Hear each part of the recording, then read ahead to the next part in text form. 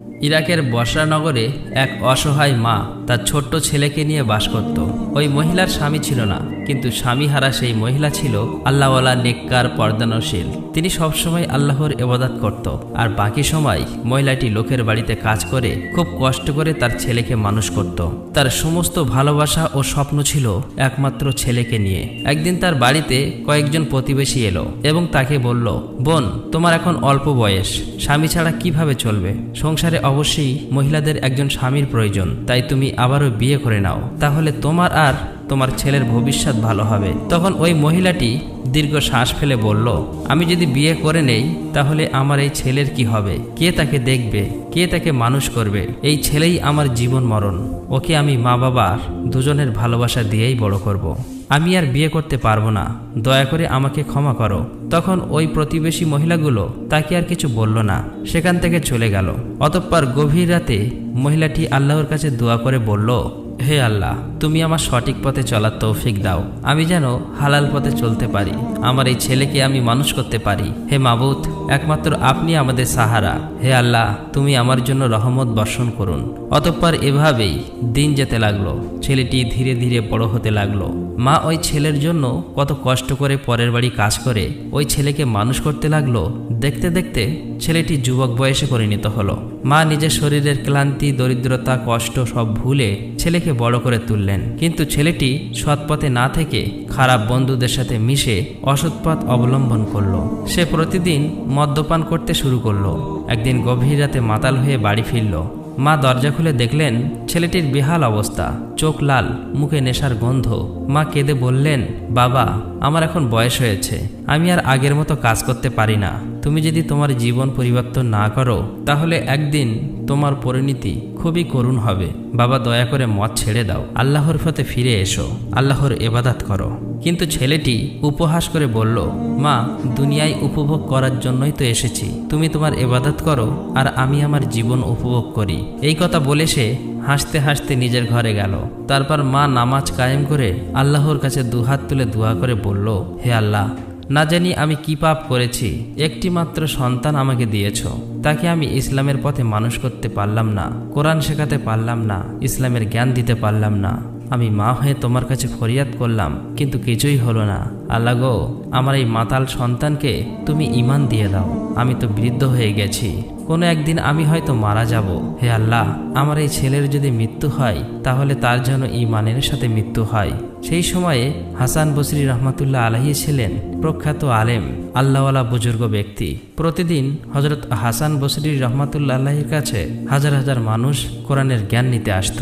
হযরত হাসান বসরি রহমাতুল্লাহ আলাইহি লোকদের উদ্দেশ্য করে বলতে লাগলো, ভাইরা, তোমরা আল্লাহকে ভয় করো, সৎ পথে থাকো, তওবা করে আল্লাহর পথে ফিরে এসো, আল্লাহ মহান দয়ালু, আল্লাহ নিশ্চয়ই তোমাদের ক্ষমা করবে। অতঃপর এদিকে বৃদ্ধ মায়ের সেই ছেলেটি বন্ধুদের সঙ্গে গিয়ে গভীর রাতে মদ পান করলো। মদ পান করে সবাই বাড়ি ফিরল। ফেরার পথে সে মসজিদের সামনে দিয়ে যাচ্ছিল। সেখানে এক আলেম কোরআনের একটি আয়াত তেলাওয়াত করছিলেন, সূরা আনআম, যার বাংলা অর্থ, যারা আল্লাহর নির্দিষ্ট সীমা লঙ্ঘন করে তাদের জন্য কঠিন শাস্তি রয়েছে। এই আয়াত শুনে ছেলেটি সামান্য থমকে গেল, কিন্তু তারপর ছেলেটি উপহাস করে বলল, আল্লাহ কি সত্যিই আমাদের শাস্তি দেবেন? একথা বলে সে অট্ট হাসিতে ফেটে পড়ল। কিন্তু তখনই সে হঠাৎ মাটিতে লুটিয়ে পড়ল। তার শ্বাস বন্ধ হয়ে আসছিল, সে কিছুই বলতে পারছিল না। এটা দেখে তার বন্ধুরা তাকে দ্রুত তার মায়ের কাছে নিয়ে গেল।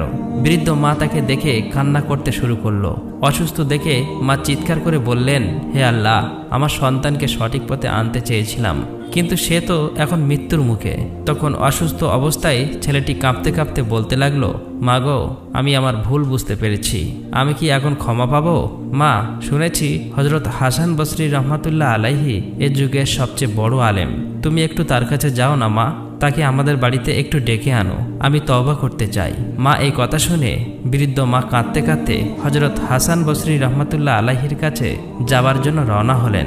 দীর্ঘ পথ অতিক্রম করার পর হযরত হাসান বসরি রহমাতুল্লাহ আলাইহির কাছে হাজির হলেন এবং সালাম দিয়ে বললেন, হুজুর, আমি খুবই বিপদের মধ্যে আছি।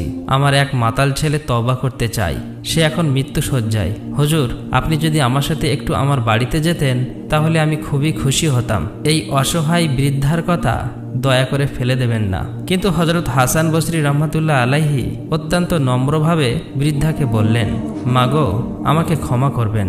আপনার ওই নাফরমান মাতাল ছেলেকে তওবা পড়ানো তো দূরের কথা, কলেমা পড়ানো তো দূরের কথা, তার জানাজাই দাফন কাফন আমি করতে পারবো না। দয়া করে আমাকে ক্ষমা করবেন। অতঃপর বৃদ্ধা মা কাঁদতে কাঁদতে বাড়ির পথে রওনা হলেন। এদিকে হযরত হাসান বসরি রহমাতুল্লাহ আলাইহি নামাজ শেষ করে তার নিজ গৃহে শায়িত ছিলেন। গভীর রাতে গায়েব হতে এক অদৃশ্য আওয়াজ এলো, হে হাসান বসরি, যে মা তোমার কাছে এসেছিল তাকে তুমি ফিরিয়ে দিলে। আল্লাহ তো কখনো মায়ের দোয়া ফেরত দেয় না। তখনই হযরত হাসান বসরি রহমাতুল্লাহ আলাইহির ঘুম ভেঙে গেল। মনে মনে পরিকল্পনা করল সকাল হলে বৃদ্ধা মায়ের বাড়িতে যাবেন। অতঃপর এদিকে বৃদ্ধা মা তার বাড়িতে প্রবেশ করলেন। বৃদ্ধা মা তার ছেলের পাশে বসে পড়লেন, তার মাথায় হাত বুলিয়ে দিলেন। তখন ছেলে জিজ্ঞেস করল, মা, হাসান বসরি কি এসেছে? তখন বৃদ্ধা মা বলল, হযরত হাসান বসরি রহমাতুল্লাহ আলাইহি বলেছেন যে তোর মতো মাতাল ছেলেকে কলেমা পড়াতে পারবে না। তখন ছেলেটি অঝরে কাঁদতে কাঁদতে বলতে লাগলো, ও মা, মাগো, আমার মতো পাপীকে সবাই ঘৃণা করে। আমি যদি মারা যাই তাহলে আমার লাশ কোনো কবরস্থানে কবর দেবে না, কেননা আমার লাশ যদি কবরস্থানে দাফন করে দাও তাহলে কবরস্থানের যত আল্লাহওয়ালা বুজুর্গ নেককার মানুষ আছে তাদের কষ্ট হবে। মাগো, আমি মারা গেলে আমার গলায় রশি দিয়ে টানতে টানতে জঙ্গলে অথবা কোনো পানিতে ফেলে দেবে। আমার মতো পাপীকে কবরস্থানে দাফন করবে না। মাগো, তবু আমি তওবা করতে চাই। এই কথা বলার পর ছেলেটি দুনিয়া থেকে বিদায় নিল। তখন বৃদ্ধা মা কিছুই বলতে পারছে না, স্তব্ধ হয়ে গেল। কাঁদতে কাঁদতে সন্তানের জন্য তিনি আবারও আল্লাহর দরবারে দোয়া করে বললেন, হে আল্লাহ, একটি মাত্র সন্তানকে আমি ইসলামের পথে আনতে পারলাম না, তাকে কোরআনের জ্ঞান দিতে পারলাম না, আমাকে ক্ষমা করে দিও। হে আল্লাহ, তুমি দয়ালু, তুমি রহমান রহিম। আল্লাহ গো, আমি বৃদ্ধা মা হয়ে সন্তানের জন্য দোয়া করছি। আল্লাহ গো, আমার দোয়া তুমি ফেরত দিও না, তাকে ক্ষমা করে দাও, আমার দোয়া তুমি কবুল করে নাও। অতঃপর সকাল হয়ে গেছে। মা সন্তানের মৃত লাশের পাশে বসে আছে। কি করবে সে কিছুই বুঝতে পারছে না। হঠাৎ করে দেখলো হযরত হাসান বসরি রহমাতুল্লাহ আলাইহি তার বাড়িতে হাজির হলো। তখন বৃদ্ধা মা থেকে জিজ্ঞেস করলো, হুজুর, আপনি হঠাৎ করে এখানে আসলেন কেন? তখন হাসান বসরি রহমাতুল্লাহ আলাইহি বললেন, মাগো, তুমি চলে আসার পর আমি নামাজ শেষ করে ঘুমাচ্ছিলাম। হঠাৎ করে গায়েব হতে আওয়াজ আসলো, হে হাসান বসরি, যে মা তার সন্তানের জন্য চোখের পানি ঝরায় সেই মায়ের দোয়া কখনো বিফলে যায় না। আল্লাহ মায়ের দোয়া কখনো ফেরত দেয় না। অতএব ওই সন্তানের তওবা কবুল হয়ে গেছে এবং ওই মায়ের দোয়াও কবুল হয়ে গেছে। হে হাসান বসরি, তুমি যাও, ওই সন্তানের তুমি গোসল দিয়ে জানাজা পড়াবে, দাফন করাবে। মাগো, আল্লাহ তোমার দোয়া কবুল করেছে, তোমার সন্তানের তওবা কবুল করেছে। অতঃপর এভাবেই হাসান বসরি রহমাতুল্লাহ আলাইহি বৃদ্ধা মায়ের সন্তানকে গোসল করিয়ে দাফন কাফন সম্পূর্ণ করলেন। তারপর হাসান বসরি রহমাতুল্লাহ আলাইহি ফিরে আসলেন। এদিকে হাসান বসরির এক প্রতিবেশী ছিল, তার নাম সামাউন। সে অগ্নি পূজা করত। সেই সময় সামাউন নামের ওই ব্যক্তি কঠিন রোগে আক্রান্ত হয়ে মরণাপন্ন অবস্থায় পৌঁছালো। একদিন এক ব্যক্তি হযরত হাসান বসরির কাছে আসলেন এবং বললেন, হুজুর, সামাউন অগ্নি পূজারী, কঠিন রোগে আক্রান্ত, তার জন্য আপনি দোয়া করুন, সেও আপনাকে একবার দেখতে চায়, আপনি কি একটু যেতে পারবেন? এই কথা শুনে হযরত হাসান বসরি তৎক্ষণাৎ লোকটির কাছে ছুটে গেলেন। সেখানে গিয়ে হযরত হাসান বসরি দেখলেন আগুনের ধোঁয়ার মতো তার সর্বশরীর কালো হয়ে গেছে। তখন হযরত হাসান বসরি বললেন, ভাই, সারা জীবন আগুন ও ধোঁয়ার মধ্যে জীবন কাটিয়ে দিয়েছ, এখন অন্তত এই অবস্থায় আল্লাহকে ভয় করো এবং ইসলাম গ্রহণ করো, নিশ্চয়ই আল্লাহ তাআলা তোমার উপর অফুরন্ত রহমত বর্ষণ করবেন। কিন্তু সামাউন অগ্নি পূজারী তখন অট্টহাসি করে বলল, দুটি কারণে আমি ইসলাম পছন্দ করি না। প্রথমত, তোমরা রাত দিন 24 ঘন্টা সবসময় দুনিয়ার কাজেই ব্যস্ত থাকো, আর দ্বিতীয়ত, তোমরা মুখে বলো মৃত্যু অনিবার্য, অথচ আল্লাহ তাআলার অসন্তুষ্টির কাজ করে থাকো। তখন হযরত হাসান বসরি বললেন, ভাই, তুমি বন্ধুর মতো সত্য কথাই বলেছ, কিন্তু সবাই তো এক নয়, কোনো মুসলমান সেরূপ করেছে, এটা সত্য। কিন্তু তুমি কি করছো? সৃষ্টিকর্তা সেই মহান আল্লাহকে ভুলে তারই সৃষ্টি বস্তু অগ্নি পূজা করছো। এই অগ্নি পূজা করে তুমি তোমার জীবনের অমূল্য জীবন নষ্ট করেছো। এই অগ্নি পূজা করে অমূল্য জীবন নষ্ট করছো কেন? তুমি 100 বছর যাবৎ অগ্নিকে নিজের মাবুদ বলে পূজা করেছ। আমি তো কখনোই অগ্নি পূজা করিনি, তবুও এই অগ্নি আমাকে কোনো কিছুই করতে পারবে না, এমনকি আমার একটি লোমও পোড়াতে পারবে না। চলুন আমরা দুজনেই এই অগ্নি দিয়ে পরীক্ষা করি। যদি এই অগ্নি আমাকে পোড়াতে পারে তাহলে আমি তোমার এই মাবুদকে সত্য বলে মেনে নেব, আর যদি এই আগুন আমাকে পোড়াতে না পারে তাহলে আমার সেই মহান আল্লাহকে তুমি সত্য বলে মেনে নেবে। এই কথাটি সামাউন অগ্নি পূজারীর খুবই ভালো লেগে গেল। অতঃপর এটা পরীক্ষা করার জন্য তারা দুজনেই এক খোলা স্থানে চলে গেলেন। সেখানে বিশাল এক আগুনের কুণ্ডলী চালানো হলো। তখন হযরত হাসান বসরি রহমাতুল্লাহ আলাইহি নিজের হাত কিছুক্ষণ পর্যন্ত আগুনে ধরে রাখলেন। অসীম দয়ালু করুণাময় আল্লাহ তাআলার ইচ্ছায় তার হাতের একটি লোমও পড়ল না। তার চোখে মুখে যন্ত্রণা সামান্য চিহ্ন মাত্র প্রকাশ পেল না। এই দৃশ্য দেখে সামাউন অগ্নি পূজারী বিস্ময়ে হতবাক হয়ে গেল। তার অনুতাপ জাগলো এবং সে অনুতপ্ত হৃদয়ে হযরত হাসান বসরির কাছে অসহায়ভাবে আবেদন করল এবং বলল, হুজুর, জীবনে 70 বছর আমি অগ্নি পূজা করে জীবন নষ্ট করে দিলাম, আর এখন কয়েকটি শ্বাস মাত্রই বাকি। এই অবস্থায় যদি কোনো উপায় থাকে তাহলে সময় বিলম্ব না করে আমাকে তা দয়া করে বলে দিন। তখন হাসান বসরি রহমাতুল্লাহ আলাইহি বললেন, এখন তোমার মুক্তির একমাত্র উপায় হলো ইসলাম ধর্ম গ্রহণ করা।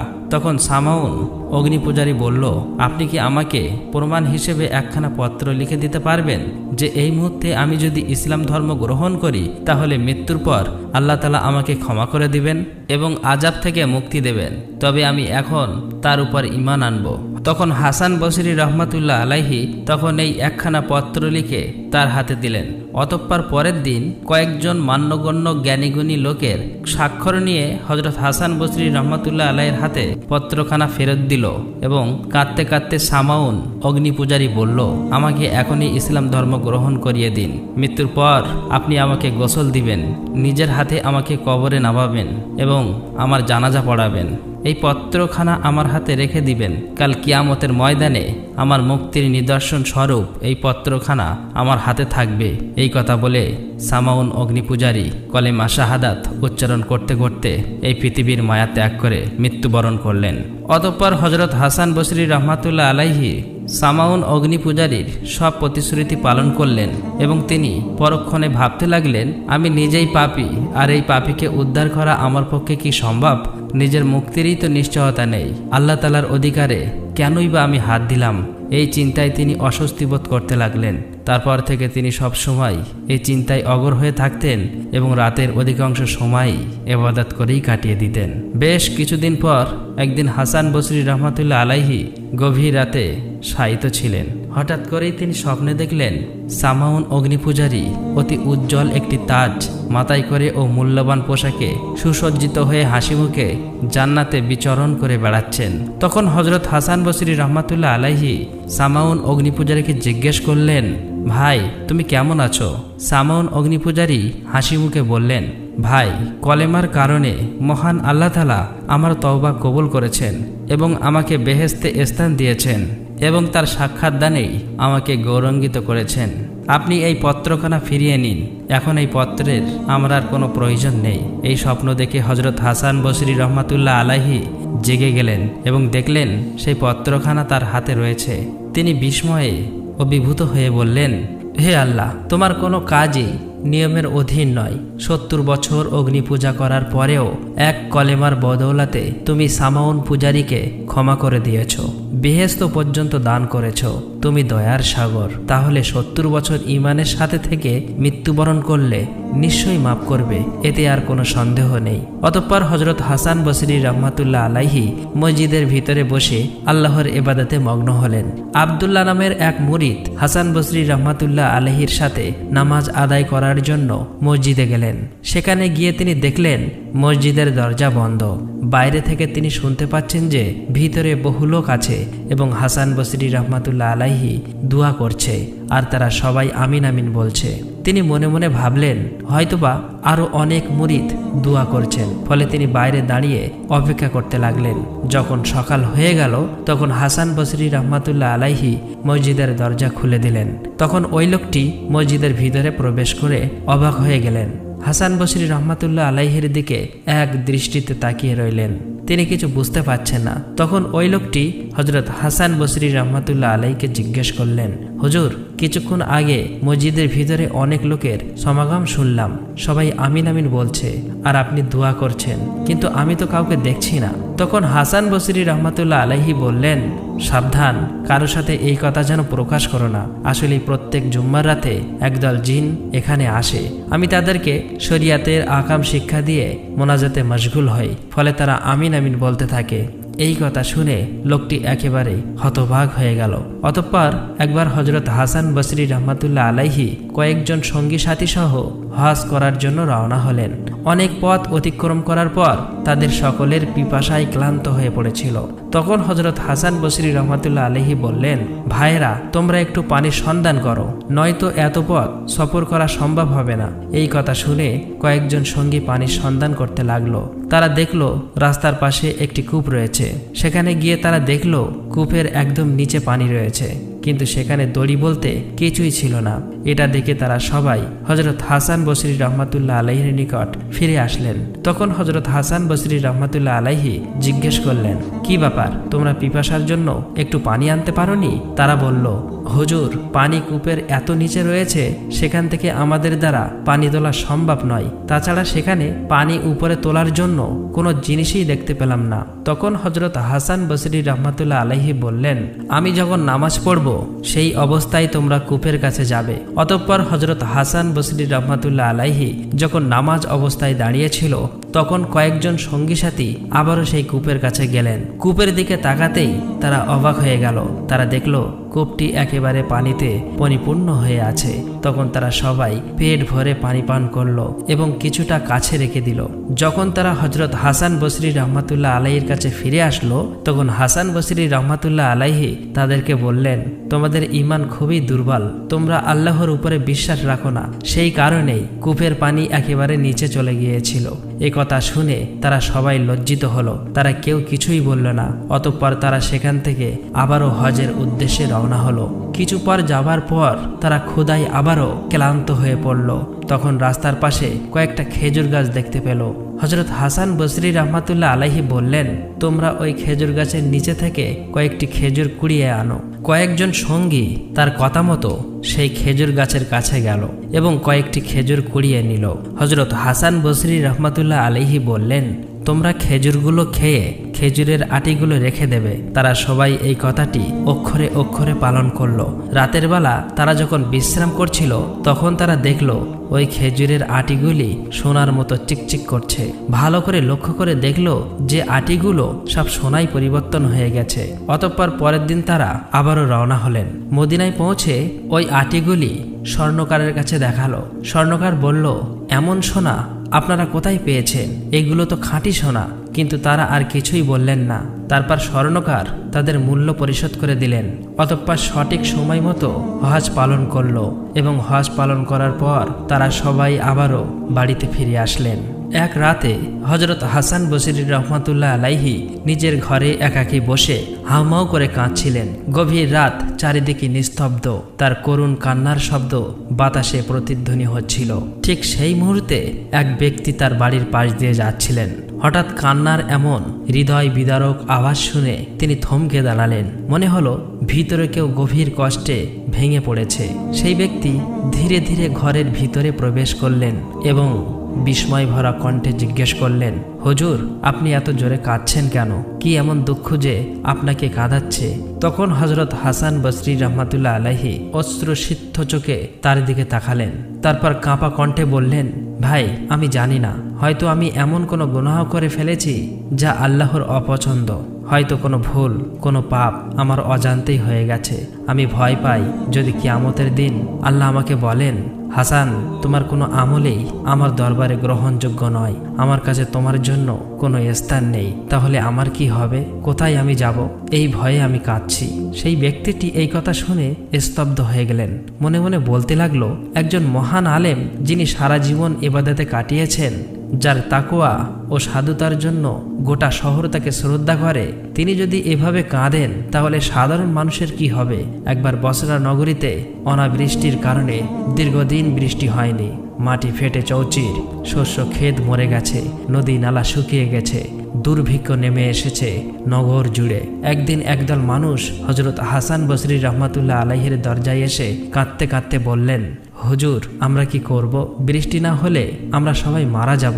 দয়া করে আল্লাহর দরবারে দোয়া করুন যেন তিনি আমাদের জন্য বৃষ্টি বর্ষণ করেন। তখন হযরত হাসান বসরি রহমাতুল্লাহ আলাইহি কিছুক্ষণ নীরব থাকলেন। তারপর দুঃখ ভারাক্রান্ত কণ্ঠে বললেন, তোমরা যদি বৃষ্টি পেতে চাও তাহলে আমার মতো গুনাহার মানুষকে শহর থেকে বের করে দাও। আমি মনে করি আমার পাপের কারণেই এই দুর্যোগ নেমে এসেছে। এই কথা শুনে সবাই অবাক হয়ে গেল।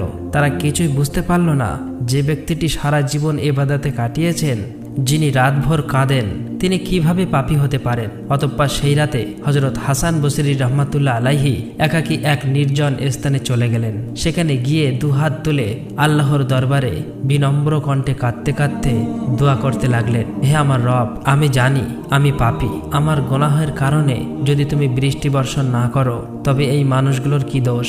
ওরা তৃষ্ণার্ত, ওদেরকে তুমি রহমত দাও। হে পরওয়ারদিগার, তুমি যদি আমাকে ক্ষমা না করো তবে আমার কি হবে? তার চোখ দিয়ে ঠলঠল করে অশ্রু ঝরছিল।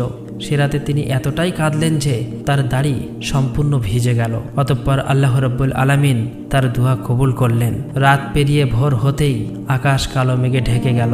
এরপর এমন প্রবল বৃষ্টি নামলো যে পুরো বসরা নগরী জুড়ে আনন্দের বন্যা বয়ে গেল। মানুষ দৌড়ে বের হয়ে আসলো, হাত তুলে বলল, সুবহানাল্লাহ, আল্লাহ আমাদের দোয়া কবুল করেছেন। হযরত হাসান বসরি রহমাতুল্লাহ আলাইহের আল্লাহ ভীতি এতটাই গভীর ছিল যে তাকে দেখলে মনে হতো তিনি যেন কোনো অপরাধী যাকে ফাঁসির মঞ্চে তোলা হচ্ছে। তার চোখে সবসময় অশ্রু, তার মনে সবসময় ভয় ছিল।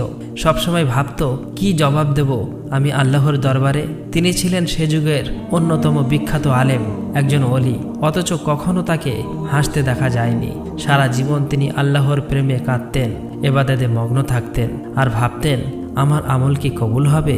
এই গল্প আমাদের জন্য বড় শিক্ষা। যদি একজন হাসান বসরি রহমাতুল্লাহ আলাইহির মতো আল্লাহওয়ালা ওলি এতটা ভয় পান তবে আমাদের কি অবস্থা হবে? আমরা কি আল্লাহর দরবারে নিজেকে উপস্থাপন করার জন্য প্রস্তুত? এই প্রশ্নের উত্তর আমাদের প্রত্যেকের হৃদয়ে প্রতিধ্বনি হওয়া উচিত। হে আল্লাহ, আমাদের অন্তরে তোমার ভয় দাও, আমাদের আমল কবুল করো, আমাদের সহজ সরল রাস্তায় চালাও। প্রিয় নবী হযরত মুহাম্মদ সাল্লাল্লাহু আলাইহি ওয়াসাল্লামের দেখানোর পথে চালিত করো এবং আমাদের সকলকে ক্ষমা করে দাও। আল্লাহ রাব্বুল আলামিন যেন আমাদের সকলকে ক্ষমা করে দেয়। আমরা সকলেই বলি আমিন। আসসালামু আলাইকুম।